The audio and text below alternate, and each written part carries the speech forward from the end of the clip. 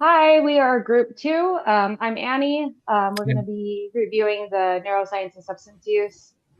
Specifically, within this case study, we're going to review alcohol. cool. And my name's Simon. I'm going to be going over our teaching portion for the first half, and then we can get started.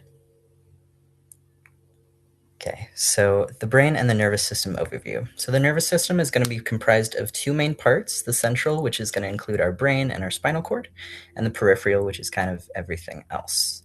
So drugs primarily affect the central nervous system, and we'll specifically be talking about the pleasure reward pathway and the limbic system in this slideshow. It's also comprised of other parts, such as the reticular activating system, which is focusing on arousal, such as sleep wakeness, alertness, and reactions to stimuli, and the basal ganglia, which is controlling involuntary and fine motor skills. We won't be focusing much on those in this video for the sake of time, but they're also going to be involved in these processes.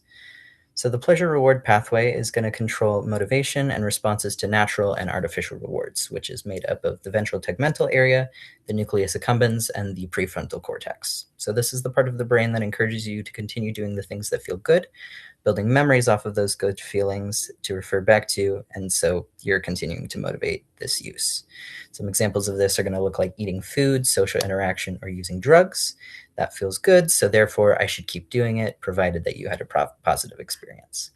And then for the limbic system, it's going to be made up of many parts, but we want to especially note the hypothalamus, which is going to work with both the CNS and the autonomic nervous system, which is part of the peripheral nervous system's monitoring unconscious bodily functions in order to create that homeostasis and keep everything stabilized.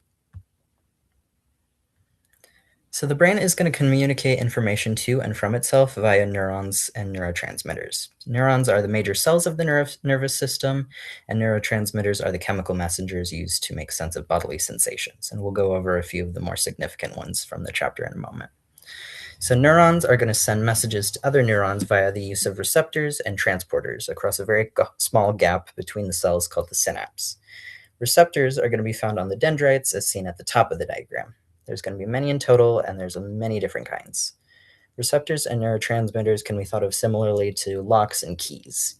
Only certain neurotransmitters can fit and pass along in certain receptors, otherwise they do not apply, and they cannot be used. Transporters are found on the sender end of the neuron at the axon terminals at the opposite end. After an appropriate amount of time, the sending neuron begins to recycle the leftover neurotransmitters in the synapse and ends the signal. Under most normal circumstances, this stops the communication, but as we'll learn, substances can affect our ability to do this effectively. So there's going to be many different kinds of neurotransmitters, and they all perform a function in communicating messages across the nervous system. Listed are a few of the common neurotransmitters we'll be working with, but this isn't an exhaustive list. And we recommend checking out the reading for some more in-depth info on each of these, but here's a quick summary for the purposes relevant to our video. So dopamine is typically distributed in the midbrain, the VTA, the cerebral cortex, and the hypothalamus. Its primary purposes are for pleasure and reward distribution, attention, and memory. And this one's affected by a variety of different substances, as you can see here. Then epinephrine relates to the body's stress and fight or flight responses, and you might also recognize its use in some medications, such as the EpiPen. And it's going to be distributed throughout the central nervous system as well as some of the cardiovascular systems. Next is going to be norepinephrine, which is involved in our sensory processing, movement, sleep, mood, memory, and for inducing anxiety. It also has some involvement in the body's stress responses, and this one is moved around the midbrain, the VTA, the cerebral cortex, and the hypothalamus. Both epinephrine and norepinephrine are going to be impacted by stimulants, as you can see here.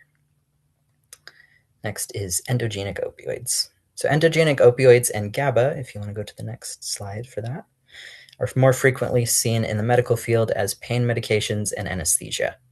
Opioids are going to block the feeling of pain, which is also referred to as analgesia. It also slows down bodily functions and induces a feeling of calmness. So things like your commonly prescribed painkillers, as well as heroin, morphine, and fentanyl are going to be involved here. This one works in a variety of areas of the brain overall, but the regions vary in the type of receptors. But opioids are also found to be working in the spinal cord. GABA is an inhibitory neurotransmitter, and we'll get into what that means in a second. But here, as a neurotransmitter, it's going to be slowing down neuronal and bodily activity and functioning. GABA is most commonly influenced by CNS depressants, and it's used in many anesthetics, and it sort of floats everywhere around the brain. So we know that neurotransmitters are going to be released and picked up by neurons in order to communicate messages through the nervous system, and that they connect to receptors in order to do this. But what is their function? So based on what we talked about with some of the common neurotransmitters, they perform many different tasks. And some important words to know are going to be agonists and antagonists. Agonists are a sort of substance that can bind to a receptor and almost mimic a given neurotransmitter and elicit that same type of reaction that the neurotransmitter would give out. Antagonists, though they also mimic, are going to be the opposite. They're going to bind to those receptors and block or prevent a reaction from occurring. Inhibitory and excitatory neurotransmitters are everywhere, both natural and artificial. Inhibitory neurotransmitters seek to inhibit or to prevent a message from going out, whereas excitatory neurotransmitters do the opposite. They instruct a neuron to send a message. Returning to the example with GABA, which is a natural inhibitory neuron, it sends a lot of those stop signals, which helps to reduce anxiety and to prevent overstimulation, whereas glutamate, which is another naturally occurring neurotransmitter, is an excitatory one, which allows for more firing of neurons to occur. These two are going to balance each other out a little bit. Other neurotransmitters work in the same way, though they might also have involvement as agonists or antagonists at the same time, as well as being excitatory or inhibitory. So with all this said, how does this lead into the development of a SUD? So the flowchart from the text on page 41 is going to take us through this. If a person had a positive experience with initial use, they're more likely to continue use, as opposed to if they had a negative one. Excuse me. And we know that over time, a person needs more and more of a given substance in order to meet the same level of need. Their baseline is going to change, and that development of tolerance is going to occur. So neurotransmitters play a major role in that. Substances are going to create more neurotransmitters than what is necessary, and as the brain attempts to adapt to that excess, it creates that tolerance and requires an individual to take more for the same effect. When a person tries to stop using, the brain literally feels that it is below that baseline, which is going to create those uncomfortable and sometimes painful withdrawal symptoms, which of course are going to go away as that need is met. At younger ages, our brains have this trait called neuroplasticity, which is the quality of your brain being able to change and grow new pathways as it develops. Over time, this process slows, but this is one of the main reasons why we care so much about subdevelopment in younger people, because of the vast impacts that use can have on a young brain. Heredity and stress are also going to have an influence. In the text, it details specific studies surrounding mice and alcohol consumption. In one, it was found that when subjected to stress, such as enclosed spaces or lack of nutrition, both strains of mice that preferred alcohol to water and those that refused to consume alcohol would develop SUD traits. In another, mice were forced to consume alcohol and eventually developed SUD traits, like being force-fed alcohol. In all, the once sober mice, the genetically influenced, and those that were forced to consume, whether by necessity or force feeding, each developed similar brain cell changes preferring alcohol, despite originally having entirely different neurochemical balances. So with all of these factors in mind, I'm going to turn it over to Annie with our case study. Thanks, Simon. Given the information that we just learned about substances in neuroscience, we're going to discuss our case study. We have a person who is 16 years old, who was born male and identifies as male, lives with his sibling and mom, and has a father who has been in and out of their life since birth. So possibly experiencing, though we haven't gotten into it yet, possibly experiencing some like family stress and other factors that we'll kind of get into. They were referred to counseling by a school counselor following an incident of intoxication on school property and increasing absences and tardiness with a declining grades. The client reports drinking alcohol on the weekend and an increase in the use of some weekdays, stating that it helps me contributing, or the adolescent brain is still developing. As stated earlier, the prefrontal cortex's immaturity contributes to impulsivity and impaired judgment related to those external risk factors that Alex spoke about. Alcohol acts, like we said, on GABA and dopamine systems, reinforcing use of the pleasure reward pathway. There's reports of increased tolerance and sleep disruption, family of history, alcohol misuse, possibly, father increasing genetic vulnerability. Oh, sorry, I'm not doing that. The psychological factors They report anxiety, stress, emotional avoidance. When they said it helps me forget stuff.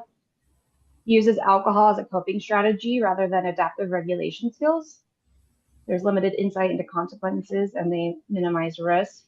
Early signs of dependence, as evidenced by tolerance and cravings. Some social factors include the peer group normalizes binge drinking. They live in a single parent household with inconsistent parental involvement. They have a low SES, which can include stressors and limited extracurricular support. And there's cultural minimization and adolescent alcohol use within the extended family. The screeners used were the audit, so the alcohol use disorder identification test, where the client scored a 4 indicating a high risk of problematic use, and the audit, or sorry, the craft, which is, I got those backwards. So the craft, they scored a 4, indicating a high risk of problematic substance use, which I found this one online because I didn't see it within any of the screeners because we did an adolescent, which I thought was really interesting. It's identified as car alone, forget friends, trouble, kind of identifying some of the behaviors and factors that contribute to possible substance use in adolescence. And then the audit, the alcohol use disorders identification test, which they scored a 15 on, which is consistent with harmful alcohol use and could require clinical intervention. The alcohol-related effects and symptoms, connecting back to what was discussed, there's an altered reward processing and dopamine dysregulation, impaired memory and attention, so possibly blackouts, reduced impulse control and emotional regulation, increased tolerance, sleep disturbance, poor academic performance, increased family conflict, and risk-taking behaviors. And there's a heightened vulnerability to long-term SED due to adolescent neuroplasticity, meaning that they're still developing, so they're more at risk for developing a SED. So the DSM criteria based on where the adolescent currently met. Oh my gosh, I'm so sorry.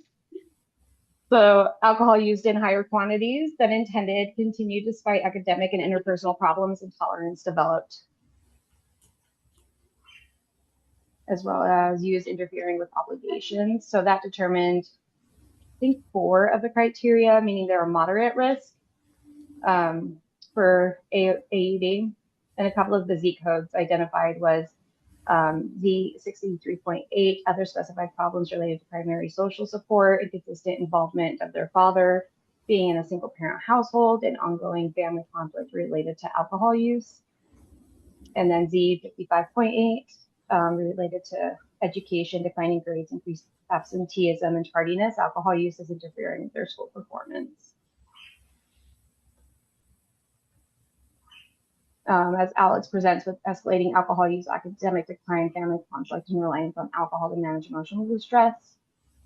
These are the ASAM dimensions that they are reporting on and how they're connecting. So no current withdrawal risk, mild sleep and physical complaints, low readiness for change, moderate emotional behavioral concerns, some relapses due to peer influence, emotional stressors, and limited supervision. With this, it is baseline determination for 1.0 level of care, because this can provide psychoeducation on brain development and alcohol, coping and emotional regulation skills, family involvement, and self-counseling.